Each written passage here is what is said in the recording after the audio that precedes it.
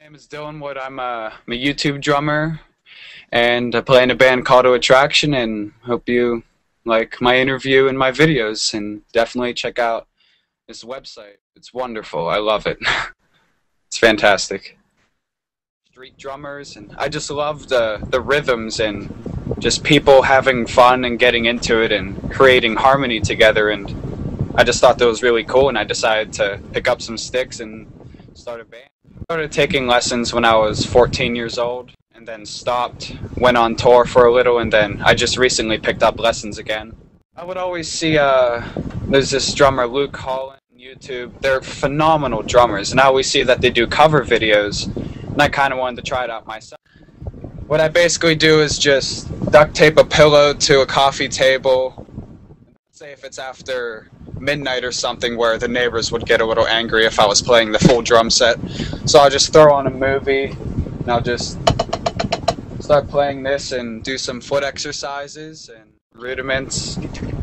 I chose the pillow because it absorbs the hit, so your beater kind of gets sucked to hit harder and learn. Then when you go to the actual drum, it's like it's nothing because you get some recoil. So my favorite right now is Thomas Pridgeon. He's the drummer for the Memorials. Looks like he's having such a good time, and it's interesting to watch. Admire his, what would it be, his progression throughout his drumming career, because I believe he won a competition when he played the drums when he was 9 years old. I believe he won the Guitar Center drum-off, which that's incredible in itself because you're 9 years old winning that. And it just, where he started from there into now, he's in mid-20s, he's just unbelievable and very inspiring. I definitely say just have fun with it because it's a beautiful art. It really is. It's just, you want to play some music, and then people would always get caught up in the kind of equipment you use. Like, no, I want this pedal, I want this head. When it all really revolves around, you just want to play and play music. So you just can't get caught up in your equipment. You want to have good equipment, obviously, but just don't get too caught up in it. I really enjoy drumming because it's kind of a form of self-expression, to where if you're listening to, let's say, metal's a good example, you just kind of want to head bob to it and get into it. So I just kind of incorporate that with the drumming, and to me it just makes it more fun and entertaining. And also people enjoy watching it too. So it would be loading up equipment. Because afterwards everybody packs up their 2 guitars and their amp. Alright, ready to go. Dylan, where you at? I'm still taking everything apart, putting it all in its cases. But you learn to just get used to it. But other than that, I would say just learning different chops, different linear fills and rudiments, because when you can't get it at first, it's a little frustrating because it takes time, you know. But I guess that's the only thing I can really say I get frustrated with. Being with a tempo, because when I first started, playing with a metronome was a little difficult because it's the perfect rhythm, and I wasn't used to that because I'm just used to just jamming on the drum set, you know. So yeah, I guess it'd just be playing to an actual song, like the drum covers. That's really hard. Playing to like the Skrillex songs, since it's all electronic music, it's all programmed, so it's basically a metronome. Playing to that and trying to get it matched up perfectly is definitely a challenge, but I can overcome it. You meet with drumming and touring, just you travel across the country and sometimes internationally, and you meet so many great people, and I just love meeting new friends and having new connections with people. I got picked up by a representative named Jeff Blue. He found me. I had a showcase with my band called Attraction when I was just turning 17, and he says, hey, I want you to audition for this band named Emphatic. It's like, okay. So he flew me out to Los Angeles there's all these other professional drummers that got asked to audition too. So I'm thinking, there's no way I'm gonna make this.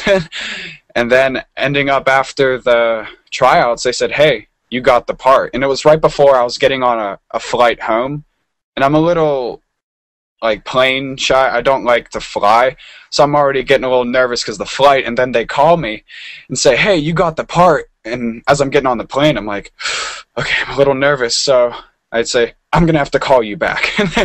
And then I call them back after I land, and they say, you almost blew it. I can't believe you hung up on us. Like, I'm sorry. I was getting on a plane. It's a long story. Things just progressed from there. The first show I had with them was this festival called River Riot. It's in Iowa. And we opened up for Stone Temple Pilots and Weezer. About 10 to 12,000 people. And I'm used to seeing about 100 to 200 people. It was a big jump, but it was really interesting because I've never been on the stage where I get to see everybody's faces, because usually I'm in the crowd. And it was so cool because it looked like a painting, because you can only really see the first 3 rows of people, and then the rest of them, they're so far away it doesn't look like they're moving, so it's almost like a portrait. At the age of 10 and 13, my brother was in an old band called Escaping Grace, and oh yeah, I forgot to mention, my brother's the lead singer of Call to Attraction, and he was in this old band called Escaping Grace with a couple neighbors, and going to some of their shows at the local bars, it was a cool experience because they was the first live bands I've ever seen. So I've always just wanted to start one. So me and my brother Ryan, when I was 13, we just started a band called Call to Attraction, found some members, and just went from there.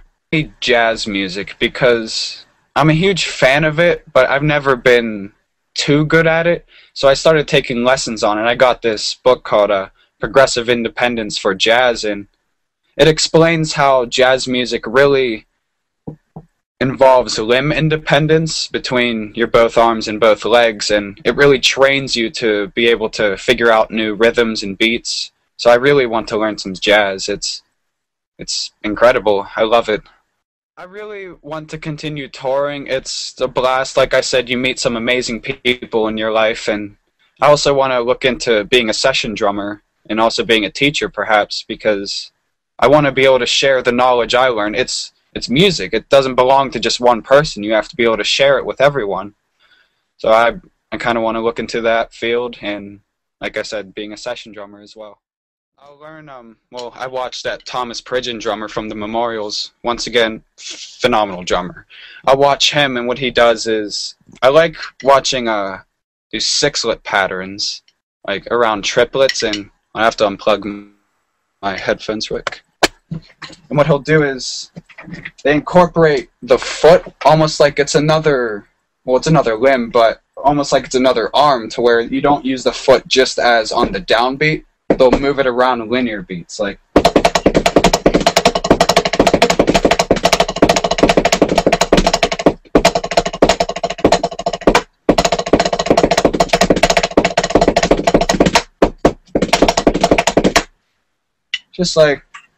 just cool little patterns that you throw between your arms instead of using the kick just on the 1, 2, 3, and 4, you know. Just stuff I like to play around with, and I demonstrated that in my new video where you can use the kick drum as like a different hand almost, because it's more it's just more accessible now having it online, because there's people that, let's say they don't know some drum teachers and they only have a computer, so they can go to like your guys. What they'll do is you can watch people teach them, and I think it's great, you know. Everybody has a right to learn it, so it's a great thing what you guys are doing. I love the website, by the way. And I saw that you teach a couple neat fills and drum patterns, and I thought, oh, that's pretty cool. Might as well give it a shot. And it was under the free lesson section, which is a great section. Watch the videos, and then I'll sit down with my little contraption here and just play it out, you know. It's just something you have to burn into your head. Like, I'll flip on the TV or something. If I learn a pattern on your website, I'll just put on something on TV, watch, like, what's that show called? I like Pawn Stars a lot. I'll put that on and just do some rudiments to it, do some of your grooves on your website, and it benefits. It helps a lot.